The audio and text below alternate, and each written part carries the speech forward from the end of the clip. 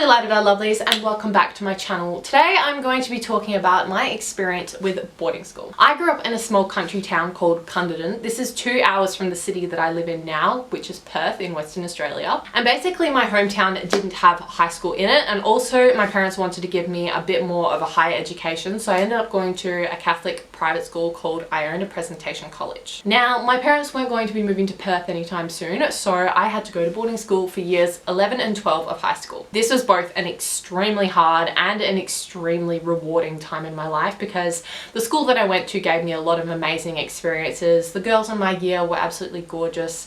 But that being said, with my anxiety, I had a very hard time at boarding school. I'm not going to get too much into that side of things because honestly, I could go on and on about it for ages, and I already have so many things to get through just to kind of outline what boarding life is like. So basically, I'm going to be going through weekdays, weekends, facilities, and then traditions and stories. So I guess I'll get started on category number 1. The first bell would go off at 7 AM, which would signify it was time for breakfast. You would go downstairs, make yourself breakfast, and also make morning tea and lunch. If you did not go down for breakfast from 7 to 7:30, then you would miss out on breakfast and lunch, unless it was winter when there was hot lunches. 8:25, the next bell goes off, meaning that it is time to head off to school. I would usually take this as my bell to get out of bed because I was not a morning person, and I still am not a morning person. So this would leave me 10 minutes to get to homeroom, which started at 8:35.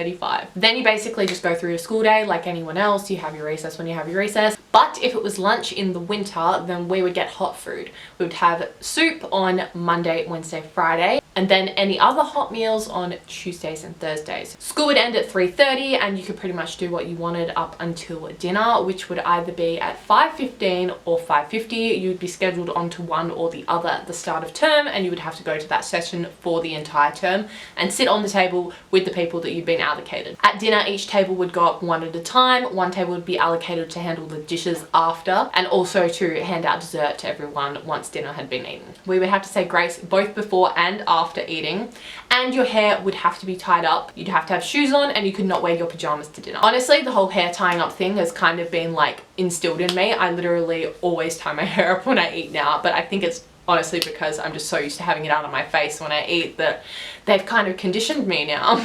The next thing that we end up with a bell for is study at 6:30. This goes from 6:30 to 8:30, so that's 2 hours of study.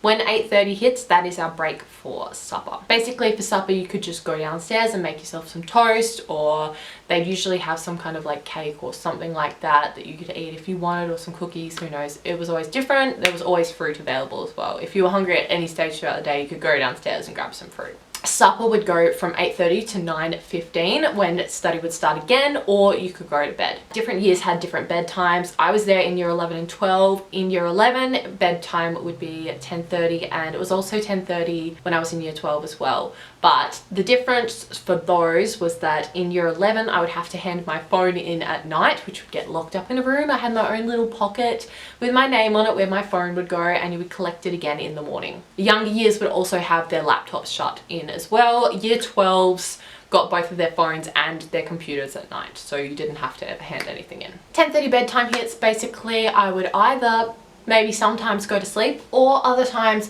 get a blanket, put it over my head, and watch whatever TV show I was watching at the time. In high school, I think it was mainly Once Upon a Time, The Walking Dead, and it was definitely going through Vampire Diaries at that stage as well. That would kind of be what I would do after lights out. I'd probably end up going to sleep at about 11:15 most of the time, because I would usually watch like a 40-minute episode of something before I went to sleep. So basically, that's your day all the way through on a weekday at boarding school. Assuming that you were staying in the boarding house for the weekend and not going out with your family, there is a lot of things that could potentially be going on. Throughout the week, sign-up sheets would be put up to go to different social events. So we could either potentially go to the cinema, or laser tag, or socials with other boarding schools. Sometimes they were like movie nights, other times they were dances, and you would have to write your name down on a sign-up sheet in order to go to these. If you forgot to write it down, you missed out. On weekends, we wouldn't have to do study except for a Sunday night. We would have to just do the later session of study, not the earlier one, so 9:15 to bed. You could, however, just use this as kind of a wind down time for the weekend, but it was strictly quiet at least. You could go out on the weekends, but never by yourself. yourself, either someone from your family would sign you out of the boarding house. They had magnets with everybody's names on them and you would be put into a category accordingly, so whether or not you were in your section or if you were out for the day or overnight as well. Only certain people would be able to pick you up from the boarding house, including your parents or any people that they had signed off to pick you up. So my parents' example also put my sister down to get me, or my grandparents or my aunties and uncles. They could all get me from the boarding house and that would be fine. But for example, if girls had boyfriends that they wanted to pick them up, they would not be able to come and get them unless their parents had already given them the say so. It's very strict.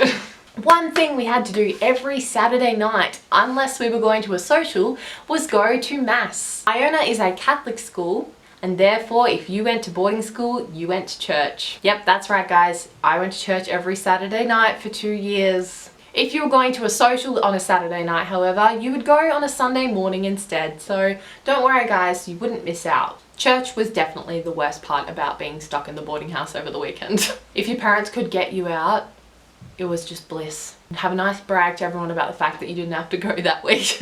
If you were stuck in though, I guess you could either just kind of keep to yourself and watch some movies on your laptop. We all had them. Or you could hang out with some of the girls in the boarding house and do some stuff, which was also fun. But otherwise, if there were socials on or if you wanted to go out shopping with your girls, then you could do that as well. Okay, facilities. This is where I'm gonna start roasting it quite a bit because this boarding house was quite old. Our rooms were practically cubicles. Basically, your room had a wardrobe here and here by the entrance. So those are the doors of your wardrobes. They would open and a bar would slide across to close them, and those were the doors to your bedroom. It was kind of like being Harry Potter in his little cupboard.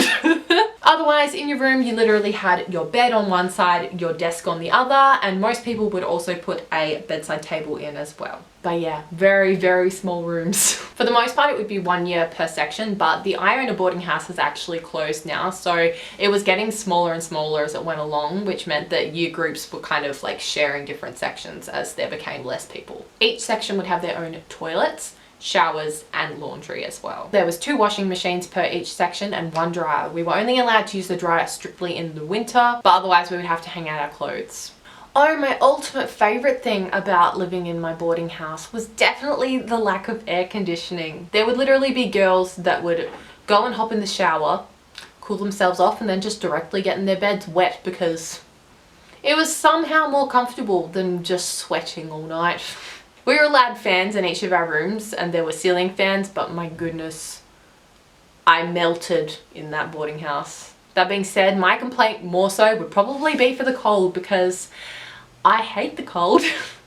I get very cold very easily, and I lived in a non-insulated boarding house. There was like gaps in places all the time. You could see where there was like holes where air could get in. And not only that, but some girls liked to have their windows open for the fresh air when it was freezing cold in the middle of winter. And just to add a cherry on top of that, we weren't allowed to have heaters in our room because they were a fire hazard. Pretty much it was just freeze your ass off and melt to death. Probably one of my less favorite things about boarding school. I guess I'll start with the part that makes most sense to start with, and that is initiation. Pretty much this would just include the year 12s hosting it and nicely humiliating you, which went really well with my anxiety at the time. But that being said, it's still a fun story to tell, so I don't really hold any resentment to it despite what it may seem like. They made you dress up in your swimwear, including your swimming cap, your bike shorts, and nicely tied together with your school shoes. Then from there you would basically just do like random tasks and stuff. The year 12s would like dress up with like their underwear over their clothes, like warrior paint, and it was a time. I can't really remember all of the tasks that were done, but I know that some girls had their hair washed with shaving cream. I had to fish gelatin lollies out of a tub of flour. So you know what that meant. I just ended up with a face full of flour. At least I had my swimming cap on so it wasn't in me hair. Some people had their teeth washed with Vegemite. We would get water balloons thrown at us. It was all like I guess harmless fun. Anyway, that's initiation. That's what you had to do. Now, I definitely couldn't talk about boarding at Iona without talking about the infamous Ishka. Ishka was the ghost that lived in the boarding house. She died in a fire from the old boarding house that burnt down back in the day. And basically, girls would say that if you didn't do the right thing, like push your chair in to your desk at night, Ishka would come and sit on it. She would scratch the hallways in the corridors in the boarding house at night. She would play with your hair if you didn't tie it up at dinner, all of that fun stuff. We move on to run-throughs. Now, what are run-throughs, you may ask? Basically, as I kind of touched on before, different year levels would have different privileges. Older year levels would have a later bedtime and younger year levels would have an earlier one. Therefore, on a very rare occasion, the house mothers would let us scare the younger years when they had already gone to sleep. Pretty much, we would just, you know, get dressed up and then run through their section being really loud and banging on the doors and give them a good old scare. I forgot to touch on this when I was talking about the facilities, but there was also a year 12 kitchen. It wasn't exactly a kitchen, but it was like a storeroom that had been turned into a kitchen for the year 12s to use. This wasn't like a proper kitchen. It didn't have like a stove or an oven or anything, but it did have a mini fridge, a kettle, a microwave, and a toaster. So just like a very basic kitchen. I really wish that I had more photos of this room because the special thing about this room is that it was bricks, and all of the bricks were each year painted by the year 12. Basically, you just put the year you were graduating and your name on your brick and pretty much just paint it however you wanted. This is my brick. Disney themed. Perfect for me, right? Yeah. I was very proud of my brick, but unfortunately, because they demolished the boarding house, it no longer exists. Well, my lovelies, I think that I have somehow managed to cover everything that I wanted to cover. I could honestly go into so much more depth about all this, but we would be here for ages. So if you guys would like a part 2 on this with more stories, please do let me know. Or you guys can just ask me anything down in the comments. I'd be more than happy to answer your questions. Otherwise, I think I'm all done for today. So, of course, if you wish to join our lovely Ladada family, you can hit the subscribe button and ding the notification bell to be told when I bring out a new video. And please do not forget to give this video a massive thumbs up if you enjoyed, and especially if you would like to see a part 2. I didn't even start on my experiences in terms of anxiety with this, and trust me, there is still a lot more to the story. But all that being said, I hope that each and every one of you have an absolutely wonderful, marvelous, spectacular, gorgeous, brilliant day, and I look forward to seeing you next time. Blood, love ya!